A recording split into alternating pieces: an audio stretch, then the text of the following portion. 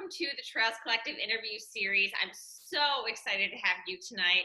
How are you?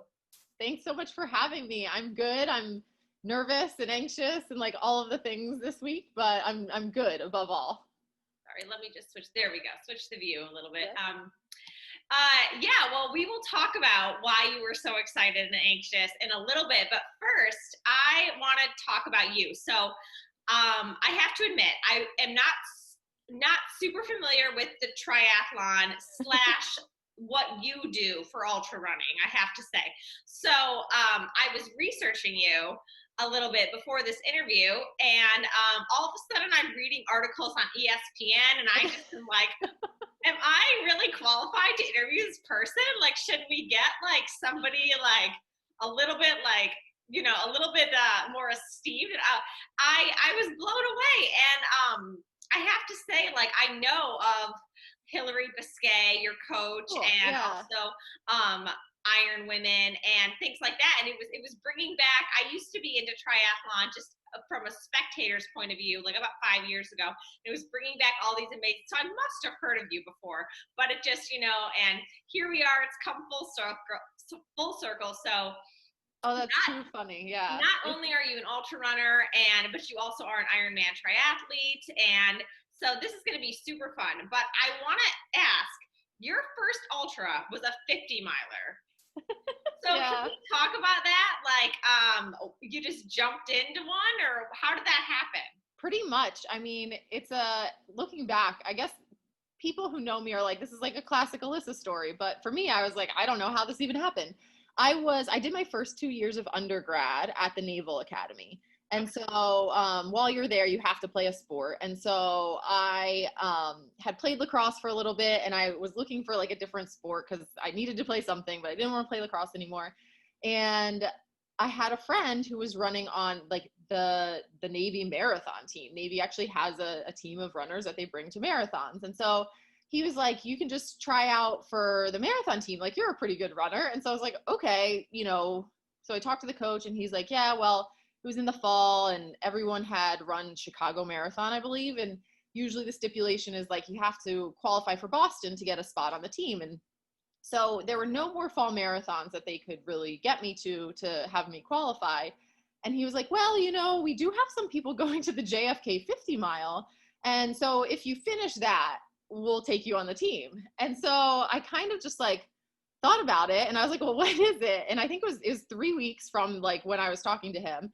And so I was like, I talked to my friend, and then I was like, okay, I think I can do it. So I went out that day and I ran 16 miles, which was the longest run I had ever run, like continuously, really. And I was like, okay, I think I ran 16 miles, so surely I'll get through 50. Like, I think I'll just keep going, I guess. I must have felt good during those 16. And so that was back in, I guess, 2005, probably, when, ultras were just starting to like really get in more mainstream. And so JFK was not even close to full, 3 weeks out. And so I was able to easily get a spot there.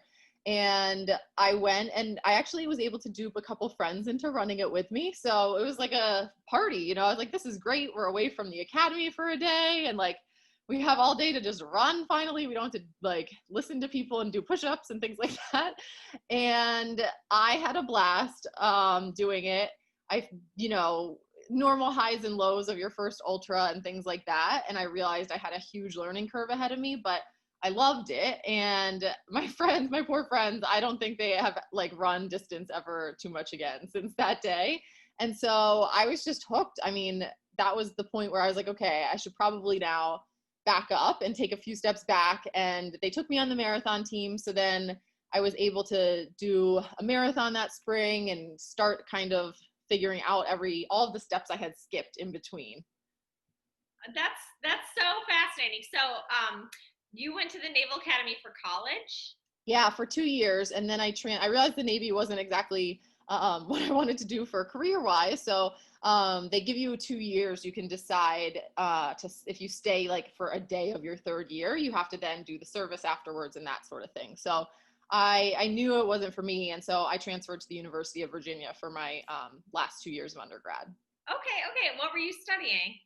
Mathematics, actually, which I don't even think I've really used too much since, but I was a math major. All right. And did you graduate with a degree in math? I did, yeah. Okay. All right. Nice. So what is it like? Take me through like the Naval Academy. You say a lot of push-ups. Is it better to when you're just starting to learn push-ups, or when you're someone like me who has done push-ups but like doesn't really know what I'm doing? Is it better when you're starting, if you can't do a full push-up, to do your knees or to do an elevated push-up? Oh, I don't even know. So I've never been good with upper body strength, to be honest. I would Oh like goodness! All fake right, my this way trip through is half over. of it. But I would say do your knees, because while I was at Navy, I did like really get quite good at push-ups, and I think it's do your knees, but honestly, even if you can just do one full one, like just do one full one a bunch of times through the day, and then try and like after a little bit, the next week maybe bring yourself to like trying two at a time or something like that. I think Oh, that's the I like way. that. Yeah, that's basically like how I used to be able to bust out a lot of push-ups for a while, but I can't anymore. It goes quickly. I like that. Okay. Because it's like the same thing. It's like if you put a pull-up bar like before your bathroom or something, Right. and I'm like, well, I wouldn't be able to do that one either. So here we I think are. I think that's one of my worst quarantine purchases, actually. I didn't get a pull-up bar, but I got these like handles I saw someone on Instagram doing, and again, like my upper body strength, I was like, oh, like they're doing tricks on these things, I can do that. And so I got them, and I can't even hang from the things I got. Like my grip strength is so bad. So I have another project ahead of me maybe for later this fall to like make that not my worst quarantine purchase. Well, ultra runners, we're good at one thing: Yeah, eating. that's true. Um, so, all right. Well, so what is like a day in the Naval Academy? You're doing drills, doing like what kind of things? Since I was there for the first 2 years, things are like super regimented. You're on like a schedule, basically. Like you're up early to study certain things that they want you to be memorizing, either about Navy life or just like midshipman life. You're as a younger student there, you're responsible for memorizing things like the menus and like being able to tell anyone the uniform of the day and things that they'll be eating like 5 days from now for lunch and things like that.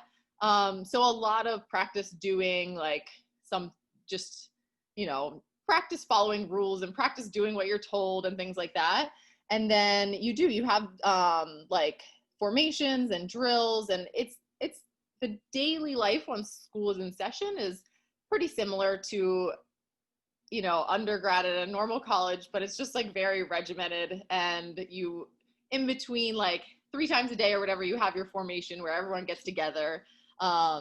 But you are like, once classes are going and you're like walking to class, you feel somewhat normal, I guess. But outside of that, you're with your little squad of like 10 to 12 people, and that's like, it's like your family unit kind of. And so you get to know those people really well, and you go through the drills and the exercises and things that they have you do that way. Since I was there for the 2 years, I did a few summer trainings and things like that, and I got to go on a ship and outside of San Diego, and I did some marine training and things like that. But it was more like introductory level military stuff, and I didn't get into the heavy hitting. Did you like the regimented, or did you find like it was too much? I loved the regimented, but I didn't like I guess just like the career of it, like what the jobs were that I would ultimately be doing. I had ended up there not because I was in a military family, but because I liked structure and routine and working out and things like that. And so I thought that side of the military would align with the other side, but there was just too much of a disconnect for me. Okay. Has like your enjoyment of structure routine, does that sort of play into when you're doing these long efforts that you're like, okay, at 6 p.m. I need to have this gel and I need to do this, and is it really planned out like that, or are you more of like an on the cuff kind of person? It's pretty planned out. I'm not like, I realize that when you're doing longer things like that, there's like going to be things that come up and things that happen. I'm not going to hopefully lose my cool like when things don't go exactly to plan, but I absolutely have like planned out everything that I possibly could, right, to just help with the efficiency side of things. I think that's such a a big side of the multi-day endeavors that you take on. And so the more you have a plan, whether it's plan A, B, or C, the more it just helps eliminate kind of that waffling sensation when things are a little bit off. So from that first ultra in 2005, and then in 2018, you set an FKT on Vermont's Long Trail, which is 273 miles. So, but in between that time, you also did a lot of ultras and triathlons, including Western states, right? Yeah. So how did you do ultras first and then get into triathlon and then come back to ultras, or how did it work? I did. I stayed with ultra running. Like I said, after JFK, I was like, oh, I love this. I want to keep doing it. But I was also leaving the Naval Academy. But luckily, I had chosen to transfer to the University of Virginia in Charlottesville. And if you've never been here, like, the trails are awesome. The mountains are, right out the back door. And it's actually a great place that I ended up by chance, like having been someone who newly picked up ultra running. And so I got a job at the local running store, which was owned at the time by a couple who, puts on ultras and really does a lot of trail running. So they kind of took me in and mentored me through that process. And that really just, again, like, helped me accelerate everything I was learning on the trails. But I was, early 20s. I eventually graduated from UVA and I had to move into the real world. And I went to Baltimore City, where I had gotten a job. And so Baltimore City is like the opposite of a good place to be for trail running. There's actually some decent trails and like access to things there as cities go, but certainly not Charlottesville. And so when I was there, I looked for a community of athletes, and I knew I probably wasn't going to find ultra runners there, but I did find triathletes. And so I found road runners and some people who were into triathlon. And while I was at UVA, I had recreationally done a couple smaller triathlons and things like that. So I fell in with that group. And at that point, I started to be like, oh, well, triathlon's fun too. So, but I like really long running stuff. So maybe I should look at the really long triathlon stuff.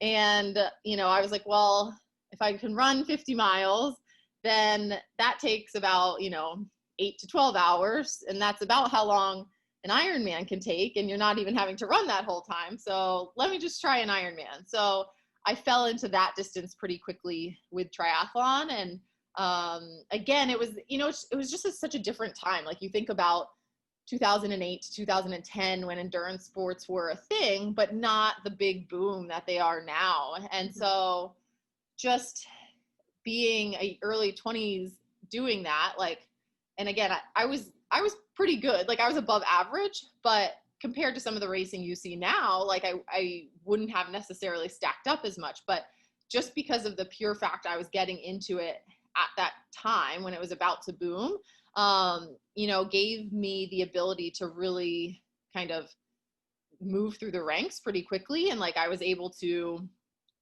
qualify for the world championships and things like that pretty quickly when I started to do triathlon. And so right when I had picked it up, I knew like I needed help. I still needed help with running, but like, if I was going to add 2 more sports into it, I definitely needed help. So I had hired Hilary Biscay on as a coach, and she was, in the prime of her Ironman career, and we just clicked. Like, we're 2 peas in a pod. We actually share the same birthday, just 7 years apart. And so when she started working with me, it really became a close mentorship. And so not only for the athletic side of things, but also, do I want to make a career out of this? Is that something I can do? And what are the steps I can be taking to do that? And I knew that, like, I still loved being on the trails and I still wanted to have my hand at ultra running and things through that. But really at the time, and probably still today, which I guess it could be argued a lot of ways though, to make a living out of it and to really be able to pursue a career as a professional athlete, Ironman and triathlon was just a clear way to go in terms of earning potential and making a living and stuff. So that was kind of how, and at that point I was definitely super interested in it. So it just made sense that my focus kind of shifted towards that. And then we just always had the agreement that I'd be able to like scratch the itch of being on the trails once a year, and we'd find a way to sneak in some kind of a trail race throughout the season somehow. And then as, you know, my career progressed, I started to like one race during the season kind of became two races during the season, kind of became like, can I do half a season of ultra running and then half a season of triathlon? And then it became, you know, I really have had this dream of going for the long trail record. Like, I don't think I should let myself get too much older before I try that. So it was a slow evolution, probably over the last like 5 years, kind of focusing more on some trail adventures and things like that. And it's just, I think endurance sports have boomed and Ironman really had its peak. And then now, you know, I look around and again, like there's so many people with me that maybe the adventure is just finding something out there you're on your own, and it doesn't have to be this like sanctioned kind of race. So it's been a fun evolution, and I don't know, in 2021 when races are back on, like who knows where I'll end up. I guess there's still a lot of bucket list races I want to do, both on triathlon side of things and ultra running side of things. But there's just, yeah, there's so much adventure out there that we'll have to see. I'm trying to take it one at a time. So you mentioned that Hilary, you really clicked, and she took on sort of a mentorship role for you. I know that's really important, and I mean, it definitely kept you in the sport. I mean, and probably, you know, doing all the swimming and the biking workouts weren't the greatest, but having someone like that is really important. Do you mentor anybody? So I do coach under Hilary now, and so I for sure like have found kind of my passion in women that I see myself in, right? And that I feel like are having the same thoughts and the same kind of questions about themselves athletically and professionally that I was at that point. And to be honest, sometimes it's women who are older than me and who just kind of have that sense of adventure all of a sudden spark in them that they want to pursue. And so I for sure, I hope I am, but then I also co-host a podcast called IronWoman, and that I think, you know, while it's not a direct mentorship one-on-one, my co-host Haley Chura and I think that I hope that women are out there listening and kind of hearing us talk and hearing our stories, and that even though they don't have a direct connection with us, that hearing us every week and that it is kind of a mentorship, because we hope people write in with questions and we want to help them find out things about the sport and answer questions about how to become a professional and things like that. So we've cast our web out there to try and kind of mentor as many people as we can with that podcast, I think. And it's been super rewarding, and the people I've met through that have just been amazing. So, you know, I think it's coming full circle from what Hilary has done for me and what other women in my life have done. When did you start the podcast? Wow, that's a great question, actually. This is probably my 4th year of doing it. So it was going in 2016. Yeah. So what's the style? Do people call in with questions? We interview someone every week. And so it's weekly, and that's, so that took us time to get into a groove to figure that out. And we invite people on, and typically they are other female professional triathletes, but then, I mean, going for 4 years now, we would have run out of people. So we also do like female endurance athletes who are relevant in the sport, and some amateurs who have stories that we want to highlight and things like that. But yeah, we bring someone on every week and kind of have a interview with them. And then the beginning is just Haley and I catching up on life and usually training and racing, but mostly just life and training right now. I can't help but think of when you just, thinking about you and you doing Ironman triathlons and these long ultra running and FKT adventures. I can't help think about Gwen Jorgensen and her, and now she's focusing on the marathon. I think you guys are just getting tired of swimming, and you're like, all right. Stop Swimming there. is my least favorite of all of it. Although it's funny, every time I start running more and I get back in the pool, I'm like, it does feel really good to swim, but the amount you have to swim to do Ironman makes it a little tough. Yeah, especially, did you grow up swimming? Just recreationally. It was funny, my sister, I have an older sister, and she was like the swimmer between us. And so I was, intentionally or not, I was like, I don't want to do the same sport as Leah, so I'll do soccer. And so I grew up playing competitive soccer, but I did summer swim team to at least be able to learn the strokes and have the basics, which is actually huge to be an adult triathlete. That's so neat. So what was your first triathlon or Ironman? My first Ironman was 2009, I think, Ironman Louisville. And so that one, I actually think they were supposed to have the last year of it this year. And so it was canceled, and I don't think they have plans to continue it, but that was definitely a special one. But my second one was Ironman Wisconsin, and that's going to be still going, I think, for many years. So if anyone out there is looking for a really good one, Ironman Wisconsin is always a good one. Have you ever done any international? I have, yeah. I actually raced quite a bit in Asia in the recent years and New Zealand. And I've done several in Europe as well, but I didn't travel much at all before I became a professional triathlete. And I think like part of me when I joined the Naval Academy was loving that aspect that I would get to travel the world and see things that way. And so that was something I felt like I lost when I left Navy, and triathlon has totally given me that like back tenfold. And it's given me just kind of like the ability to, I mean, anyone could go travel for any reason at any time. But for me, it has been nice to have like a particular race and to know that I would go and have a community of people to feel safe with and things like that. Because I travel a lot on my own. When you race quite a bit through the year, you can't expect to always have family or your boyfriend or partner or whoever to come to. So it's given me so much confidence to just be able to travel the world and see different things. But yeah, if anyone goes to internationally, I would say there's some really good racing in Asia, but the Ironman in Copenhagen in Denmark is awesome. Yeah, I've always wanted to go to Copenhagen. It looks kind of neat. It's really cool. And just the city set up with so many people, like you hear so many people ride bikes, but like so many people ride bikes there. And it's like such a clean city and people are just friendly. And you're like, oh, I'll stay a while. So you mentioned that you were benefited from the like right before the boom of endurance sports. So I assume you were able to pick up sponsors that way. Do they pay for you to go to all these places? Or is it like appearance fees? Do the races pay for you? So in triathlon, it's, there definitely is some of that, like appearance fees and things like that. But I would say it's limited to really like that pointy end of the field.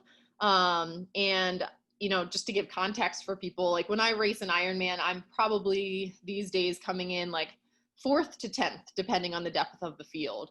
And so I really can't expect to ever get travel stipends or appearance fees, but I'm super lucky that I have built sponsor relationships, and I do, I now have some good relationships with them to have a small salary, which is huge and not very common in triathlon and Ironman racing and things like that. But, it's still for me, coaching is like my job, and that's what pays the bills, and the racing and everything, hopefully there's definitely more prize money to be had in Ironman than there is probably in trail running for the most part. If there's definitely some exceptions, but so the hope is always that I can at least kind of offset racing by racing and things like that. Did you ever do Kona? I did it 3 times as an amateur. So not as a pro, but maybe one day, I don't know. How was that? It's hot. It's very hot and windy, like everything you hear. And like for someone who doesn't love swimming in the ocean, it's a really hard swim.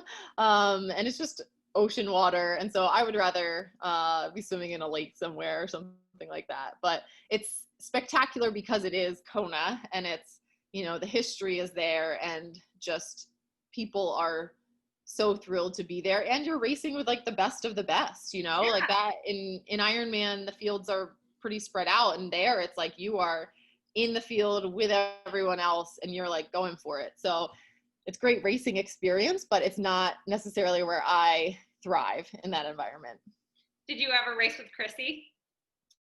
Wellington. So she retired in my like probably early days as a pro. So we never lined up against each other. Okay. I Yeah. read her book and I just was just, it blew my mind. Like, and Yeah. she just seems so nice too. Like, I follow her on Twitter just because she's so like, I just can imagine how she is. Yeah, I mean, she's just so talented that it's like another level of athlete. And Hilary actually got to train with her quite a bit Yeah. and for a while and stuff like that. So it is a small world, but she was like slightly before my time. Okay, that's neat. So, what have you run a 100-mile race? Well, besides Western States. I've done, yeah, so I did Western States. That was my first one. And then I did the Hurt 100 and then Old Dominion 100 as well. All right. So, how did you get into Western? I returned to JFK after that first year and I don't know, I don't think they called it a golden ticket at the time. They might have called it a golden ticket at the time, but I was third at JFK when I returned. I think the year after, if not 2 years after. And that third place at JFK got me a spot. Again, it was like Are you the serious? early, yeah. And so I hadn't been planning on running 100, but you get a, even I knew at that point in my ultra running career that like you get a ticket to Western States, you take your ticket to Western States. So I had, the 6 months to prepare, and it was not my finest showing, but I got to the finish line, and it was, I got to do it. Okay, I got third at JFK this past year. I am now calling Lord Balls right now. I'm getting him on Say, the phone. excuse me, a decade ago, Listen. you gave this out. No, I don't want to run a 100-miler, so I'm fine. Yeah, that's so cool. Yeah, it was really cool. So how did you do at Western? What was your time? It was 28, 28, like 49 or something, I think. Definitely in the high 28s. What year? 2009. Okay. Yeah. I wasn't sure if it was an Ellie Greenwood year. No, and so I honestly like I have no idea and context of like what even I was still so green in the sport. Like I knew some of the names, but I didn't really like know the people yet and like exactly what I had gotten myself into. And so I very naively went out there, and I had trained, to the best that I thought I could. But I was pretty naive when I got there. That's neat. Have you been back? Just to crew. I've crewed I think one other time, maybe two other time, one other time at least. Yeah. Okay. All right. Have you ever done a 200? No, not, I guess just the long trail where I kind of did a solo adventure like that, but never a 200-mile race. Do you want to or no? I don't have that desire yet. No. So what appealed to you about the long trail and not a 200-mile race?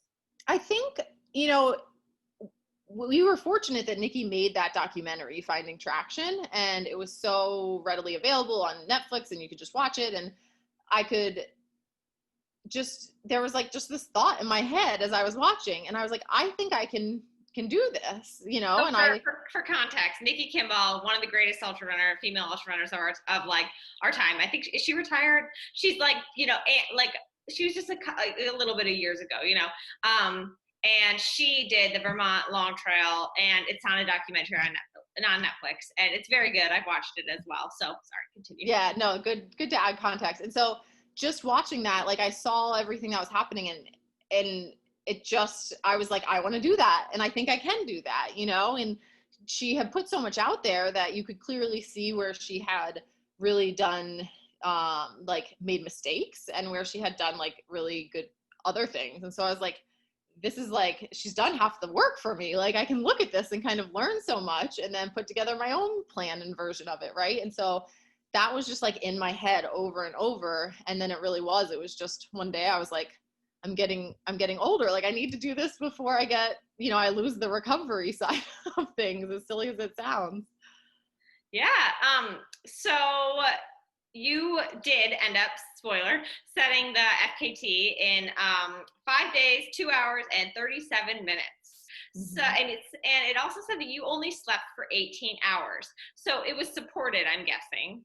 Yes. Yeah. And so you also mentioned that you weren't able to scout all of the trail, which when we talk about the next FKT that you were about to do, when I talked with Sarah, she talked about how, she lives there, so she knows every inch of the trail. You look at somebody like Alex Honnold climbing El Capitan, he knows every crevice of that wall.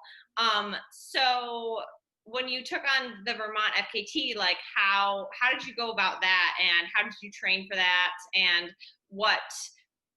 how long was the stretch that you didn't know? Yeah, I started to put the wheels in motion to make that happen like the summer before. And I was like, okay, next year is going to be the year. And so I went that, so it was the fall of 2017 then, and I took a little over a week, and my mom went up to Vermont with me, and we kind of stayed like 2 days in the northern part, 2 days in the, central part, and then a few days in the southern part. And my plan was to like hop around and see some of the trail and just kind of like start to wrap my head around exactly what this was. And it was like, I mean, I got punched in the gut the first day. I was like, holy moly, this is like, I am way in over my head. I've been on technical trails and stuff, but like, I was not expecting this. And so at that point I was like, I don't know, what do I do? And, I literally called Hilary after that first day, and I was like, we might have to reevaluate this goal. And she was just like, dude, like, if you still want to do it, let's do it. Like, who cares about if you get the record or not? Like, if we want to do it, like, that's secondary. If you want to do it, let's do the work and we'll do it. So I was like, okay. And I knew though, at that point, like how important, at least for me, to be able to see as much as I possibly could of the trail, would be very important, especially parts that are quite technical and things like that. So I, at that point, made plans to basically move up to Vermont for that summer before. And so I moved up there in early June, like as soon as the weather turned and you could get back on the trails and mud season's over, and then stayed there June and July and my attempt was in late July. So I spent a good 8 weeks there on the terrain. And then I had still had to race like a couple Ironmans before that in the season, just because I was trying to keep, myself relevant in Ironman racing too. So I squeezed in a couple. You have to do it to keep your pro card, right? Yeah, that too. It's like exactly. Yeah. Yeah. So I had to, I raced an Ironman in Taiwan, and then that was like late April, and then I switched gears over to the trails and ultra running and things. So when I was in Vermont, my mom was with me for a little bit, and then my boyfriend came for probably about a week or so span of time too. But for the majority of the time, it was just me and my dog. And so logistically, like, you can only do so much on your own. And there were a lot of days where I hired a shuttle to meet me at my car, drop me up the trail 30 miles, and then I would run back to the car and do it that way. But I mean, it's just logistically, and it was getting expensive to do that, so I had to really like pick and choose what I wanted to do with that.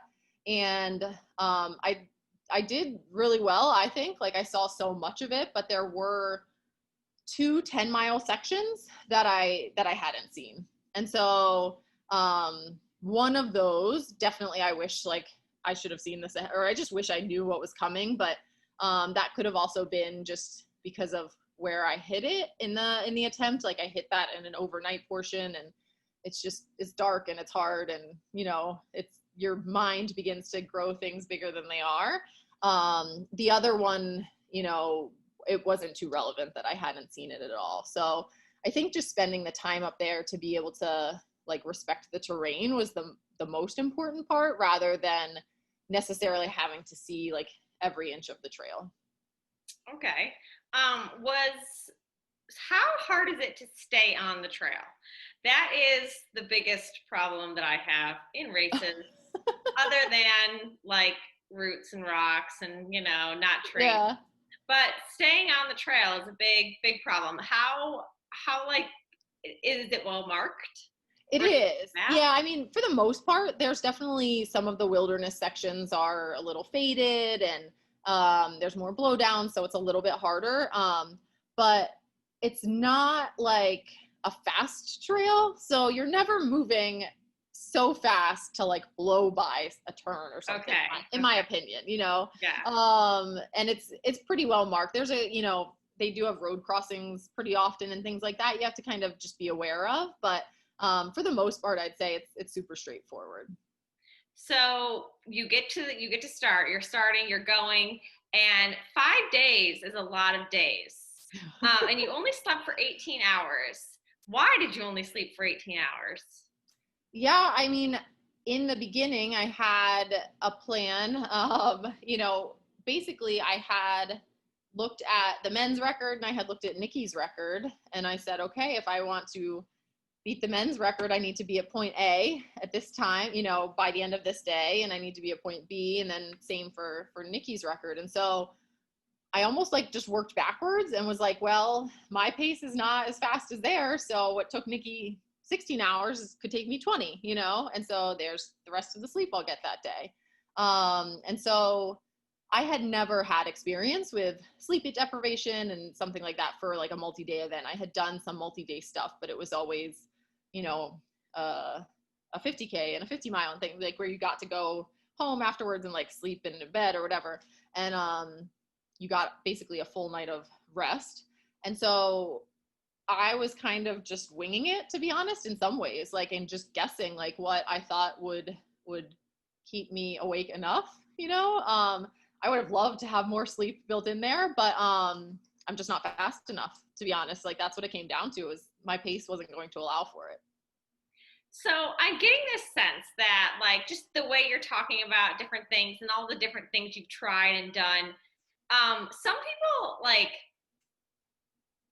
when they want to do something, they like fixate on it, and it becomes like kind of an obsession a little bit, but like a weird like. But I get the sense from you that you're like, I just wanted to try this, and I think it'll be cool, and like, but yeah, it just sounds kind of fun. Where like, it doesn't sound like you're like, my passion is this trail, and I need to do it and conquer it, and there's this hole inside of me. I don't get that sense, or maybe I'm reading it wrong. I mean, when it comes down to it, I'm a very competitive person, and like if I'm, if I start something, like I'm gonna finish it. But I also realize that like there's so much more to who I am and what I want to do with my life in the world and things like that, that I'm, the things I do athletically are great and fulfilling to me, and they keep me going to become a better human for the other things. And so I guess if anything, like I try and would fixate more on the outside, like me giving outside rather than what's fulfilling me, if that makes sense, and so, I do these things, but it's not going to make or break me, and it's not going to make or break who I am as a person and as a coach and as a friend and things like that. So those are the things that I want to really focus on and make sure I'm giving my best at. So because it's so selfish, like doing that kind of stuff, to ask people to come spend a week and like be devoted to you while you're doing this thing. And so I realize that, and I try and keep a perspective on it, that I'll give it 110% for sure, but it can't make or break any of us, like mentally, in that sense. I gotcha. Okay. See, it's kind of like the person that, like, when you're at a party and you're like, let's do karaoke. Like, you'd be someone that like, all right, I'll do it. Even I would do karaoke, yeah. Even though you probably will sound terrible, you might sound terrible, you're just like, why not? I'm here. It's kind of like, I'm here, so I might as well, and I love that. I get that sense. And yeah, it's pretty cool. That's probably a very good analogy. Yeah. So let's talk about your next project. So everybody who's watched the show knows Sarah Kais, because I've had her on, and she's also pretty popular in our area. Where are you from, actually? I'm based in Charlottesville, Virginia now. Okay. Yeah. So, and I bet you've already listened to Sarah's interview. So, Alyssa, and she and Sarah are going to race for the FKT of the Adirondack 46ers. So that's doing all 46 peaks in the Adirondacks. And the current record is held by Ryan Atkins with 3 days and 5 hours. And they're going to both go for the overall record, but also, to add a little bit of spice in this time of COVID, they're going to race. So tell me, Sarah told me that you like contacted her for advice on how to do it. And then you both, like, she mentioned that she was thinking about doing it. So have you been up there to train a lot, or has it been more staying in your home state and just trying to get in miles there? Yeah, I didn't really want to like pick up life and like move again for 2 months to do something. And especially it's probably good I decided not to do that, because with COVID happening and everything anyway, it got a little crazy. But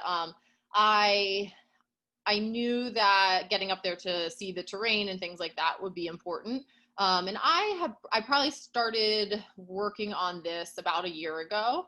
And in that time, I made a trip up to the Adirondacks last September for a little over a week to do some of the scouting. And then I've made one big, like 2-week chunk of time to go up there in July, just about a month ago, and do the scouting. And I had a couple other like smaller trips kind of mixed in earlier too. So I've been up there quite a bit, and I just in general, having raced Ironman up there and things like that anyway, I'm familiar with the area and have spent a lot of time more on the like roads than in the trails too, swimming in Mirror Lake and that kind of thing. But I knew that I wanted to do it, and then started putting it all in motion. And then when I follow Sarah on Instagram, and I knew she's like local to the area, and running there, I figured she was there. And so I had said like, oh, I'm coming up to do some scouting for this, like, are you running in the next couple of weeks? Any of the, my schedules was pretty well determined, like what I wanted to see. And it was just like, she was like, oh, I think I'm doing that too. And I was like, oh, okay, well, cool.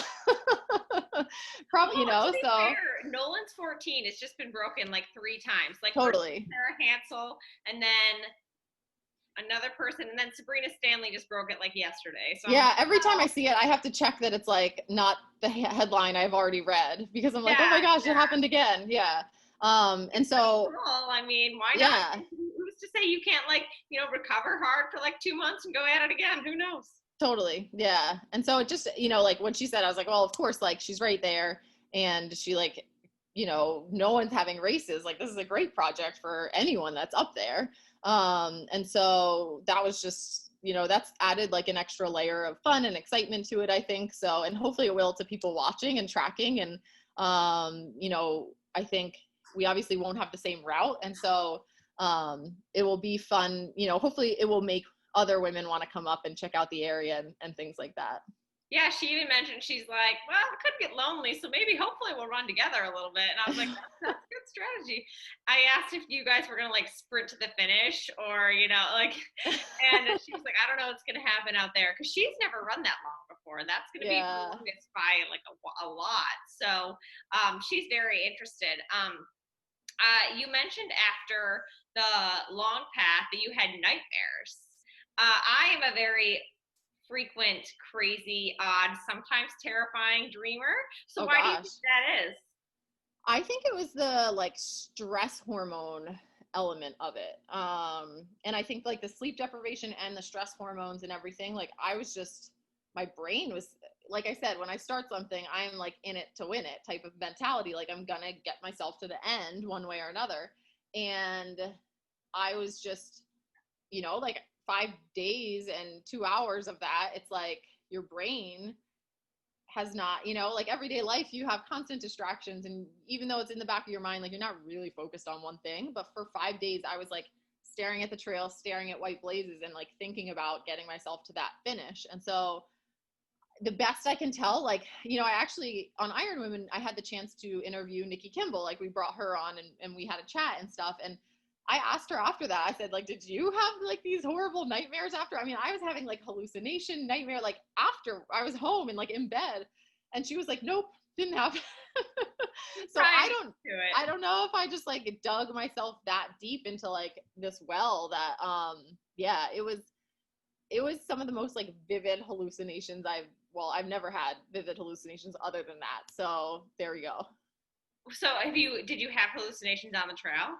Not while I was out there. I was just like tired. I just wanted sleep. The hallucinations started when I was like back home in bed, and like it's just still so wacky. Like I would sit up and my brain knew that I was done. My brain knew that I was off the trail, like in bed, but everywhere I looked, I would just see as vivid as day, like the trail.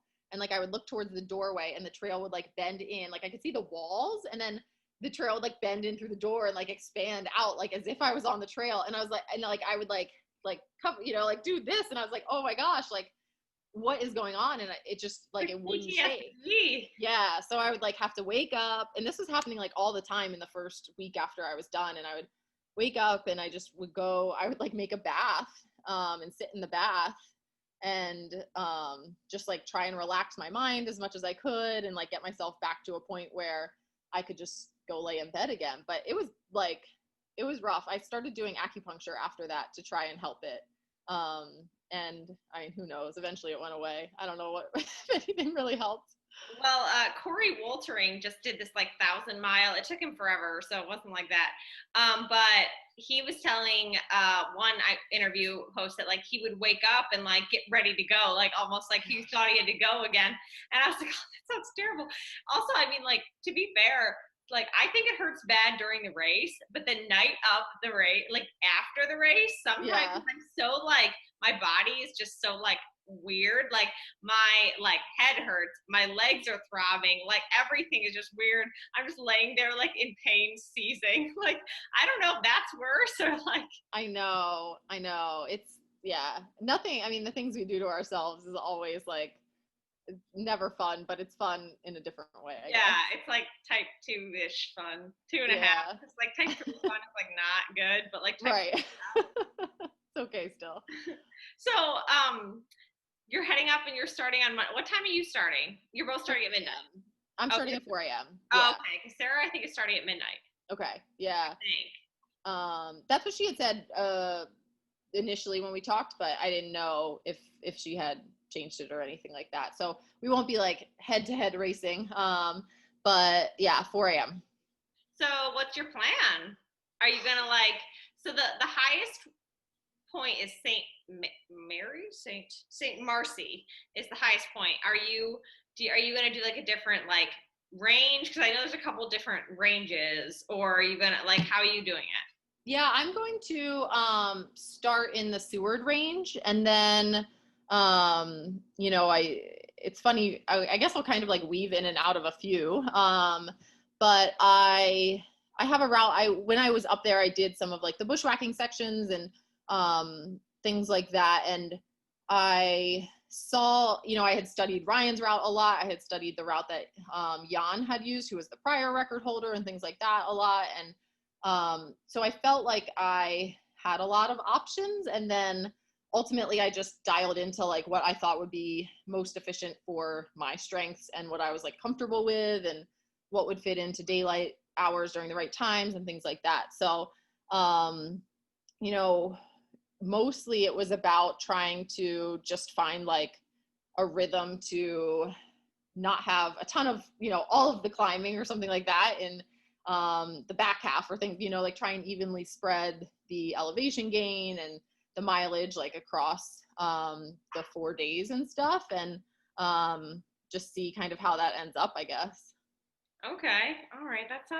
It sounds really fun. Like, who's gonna crew you?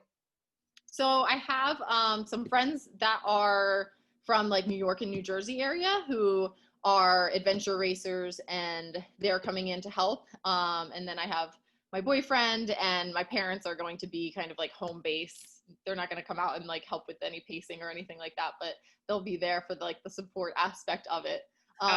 But definitely trying to, minimize like our impact, not only like out on the trails, but just in general in this time with coronavirus and things like that. So we're keeping it pretty small as we can. And, everyone's kind of like within the same bubble of people as much as I could manage that. So it'll be fun. It'll be an adventure. Have you ever had like, in your various adventures, like anything like weird happened so you couldn't finish? Like, for example, Courtney Dauwalter was just trying to do the whole Colorado Trail, and she had to stop because of acute bronchitis. And like, if you know anything, it must have been like, because Courtney just goes. So yeah, it's just tough as anything nails. Like an Ironman or a long race where like just something weird that you weren't expecting, like not like a blister or like anything, just like, oh, I don't know, got some seasonal allergies and I couldn't see out of my eye, like killing it at Hard Rock that one year, like something. The only Ironman I haven't finished is one when I was in New Zealand, actually, and I got in just a really bad bike crash, and I was like I woke up basically in the hospital essentially. And so that was like why they told me I had like woken up and been trying to get on my bike to get back on. But that's honestly, yeah, I think with triathlon, it's great because like on the bike and stuff, so much stuff can happen because you're relying on this like piece of mechanical things to like help you, right? So I think I do a really good job with realizing that like things are going to happen, and it's about having that plan B and like troubleshooting and being like, all right, well, I'll just ride my flat for 5 miles until I can get to something that can fix it, you know, or like the thing is like making a weird noise or rubbing or whatever, but like I just have to keep going and things like that. So it gets you in a mentality where like things are always going to be going wrong. So you just have to like embrace that side of the adventure. For this FKT, you're raising money for the, can you say yeah, the Payton writing retreat. It's yeah, nice, but I wrote it down, but I can't read my writing. So who are you raising money for, and what is it? It's called the Payton Institute and Retreat for Writers of Color. And I read a book called Breaking Trail, Remarkable Women of the Adirondacks. And it profiles all of these women through history who have done amazing things in the Adirondack region. And one of the more recent stories is a story about a woman, Alice Payton Green. And she grew up in the Adirondacks. She's a Black woman, and tells her story a bit. And then it also mentioned that she founded the Payton Institute, which is like a little cottage on Lake Champlain. And they sponsor writers every summer to come up and be able to write there and like, you know, basically just have this quiet place to do work in an environment that they normally would have like no access to. And so that, you know, it just spoke to me because as I was researching all of the like logistical side and everything for this over the last year, of course I was doing like the maps and the trail reading and things like that, but I was also doing a lot of reading of books about the area. And so I realized how much, like, especially that book, Breaking Trail, the stories about the women, like I could see myself in some of the women, and just being a female professional athlete, like being able to see yourself on a start line when you're aspiring to be a pro, you know, and like looking out at the people who are there, being able to like see someone like you and how important that is to have as you're working towards your goal or just learning about things, right? So, you know, I read about why Alice had founded that and things like that, and she wanted to share her love of the Adirondacks with people of color and especially writers, in hopes that they would share maybe through their writing or through other ways just about how special the Adirondacks are. And so I got in touch with Alice, and it turns out she's actually a runner. Adirondack Sports had like done a profile on her recently, and so we connected right away, and she's pretty stoked about this. And so I've never done fundraising or anything for any of my races or adventures, so having this has definitely given me like an extra little meaning and inspiration as to keep, you know, persevering when things get tough. And I'm excited to kind of take all of the energy from it out on the trail this week. That's really wonderful because, you know, us being white women, we have privilege, we have all the things, and we're represented in our sport. And it's really important to amplify voices that aren't as represented and realize that there are a lot of gates keeping people out. And so I think it's wonderful that you're including like this amazing thing that is local to the Adirondacks. And I mean, she's like, you said she'd been doing this like a long time. So, you know, you don't hear about people like that. And I think it's great. Yeah, it was really special. I had, you know, this year is so different, and a lot of people are realizing it's, you know, hey, maybe we can use our platform to do some good and raise some money and get some awareness and amplify voices. And I had seen a lot of the larger organizations kind of get some attention. And so when I read about this, I was like, you know, it just felt right. And I think definitely the connection, you know, with Alice and everything, I think it's just, yeah, it's been very special for me to get to play like a small role in the Payton Institute, and hopefully people will be writing there for years to come, and it can change a little bit of the outdoor space in the future, because it's an easy place to look and say, there are no barriers. It's open to you know, but that's just, it's not true. And if we can do even a small bit to help make others feel welcome and to diversify the space, it's just gonna make it better for all of us in the time to come. So it's really been a treat to get to add that in this time. Yeah, that's neat. And people can still donate. So this is probably going to come out on Monday. Okay. Yeah. People can still donate. Yes, I'll leave the donations. I believe the hat. So I was like incentivizing with a hat, but they probably are all gone now. There was only a couple left when I jumped on this. But all donations will go into a drawing for a $100 Smash Fest Queen gift card. Smash Fest Queen is one of my biggest sponsors and supporters, so that's a little incentive. But all the money, I have sponsors covering like all the cost of that stuff, so 100% of everything is going to the Payton Institute outside the GoFundMe fees and things like that. All right, cool. And the link is it, I don't know if it'll be, because you're probably going to put your tracker in your Instagram, but it's on your website at AlyssaGodesky.com. Yeah, yes, exactly. Thanks. Cool. So to close out the interview, this has been wonderful. Thank you so much. And to close out the interview, we're actually going to play a game called Ideal Aid Station. Okay. And so I'm just going to ask you some questions about your ideal aid station. I'm ready. All right. Favorite sweet snack? Ooh, I would say gummy bears. Oh, interesting choice. Okay. What color? Any color. Not the white. Gummy bear. Oh yeah, you just kind of like throw it all in. Right. All right. Favorite salty snack? Salt and vinegar chips. Yeah. Okay, that wins. All right, you redeemed yourself. Favorite warm food? Ooh, ramen. I think ramen soup. Which flavor? The chicken. Okay, yeah. At JFK, they have that. Okay, I have to tell you about my JFK story. Oh, yeah. So I love putting I love drinking like soup, but I love the noodles, like the best. Especially it's cold. And well, like so they had the noodles at the first aid station, so I was like, oh, great. So I was looking forward to it for every aid station. But the rest of them just had broth, and I was like, what? So I crunched up potato chips, put it in the broth, and then drank it down. It was so good. Oh, I was gonna say, that's a good noodle substitute? I'll have to try that. Okay. Yeah, it was great. And then it gets like softer, so you don't need to worry about cutting your throat. It was great. Oh my gosh, that's awesome. Yeah.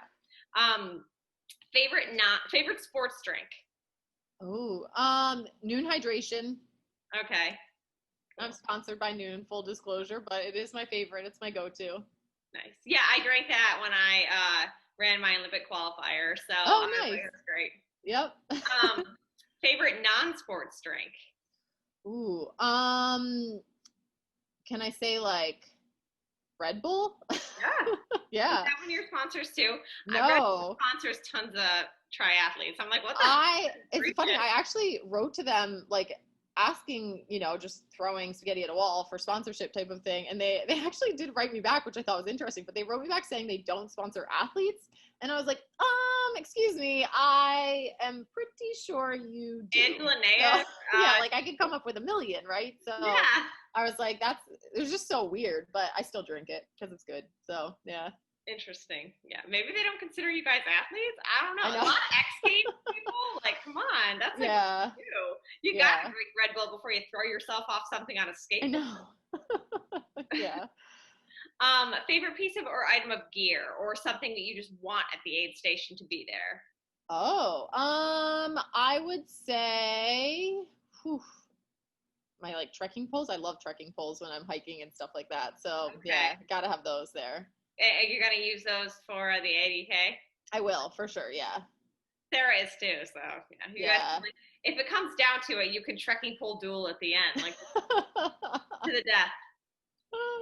And then last question, celebrity or famous person or something that you would want to meet you at your aid station, either just for a pep talk or just like you put a smile on your face, or even if they wanted to share some miles with you. Oh man. I would have to say, I feel like so political right now because it's like all that encompassing with everything right now, right? But I'm a huge Elizabeth Warren fan, and so if I could have Elizabeth Warren out there, I feel like that would keep me going for a few miles. And I feel like she's peppy enough, even at 70, that like she could keep up for a few of the miles. So I'm gonna go out and say I want some Elizabeth Warren out there. She definitely got some FKTs somewhere, like, you know, like For sure, yeah. Before it was track, she's got it. Yeah, but everyone that knows me knows that would like pep me up a lot. So yeah, I'm gonna go with that. Well, that's a great answer. Love me some words. Well, thank you so much for doing this with me, Alyssa, on such short notice. And yeah, thanks for having me. Watching, and good luck. I hope you guys stay safe. I hope it's fun the whole time. But even though it's when it sucks a little bit, it makes finishing even better. So exactly. Yep. So good luck, and we will talk to you soon. Maybe we can get a post interview as well. That'd be fun. Thanks so much for having me. All right. Sweet dreams. Yes. Bye.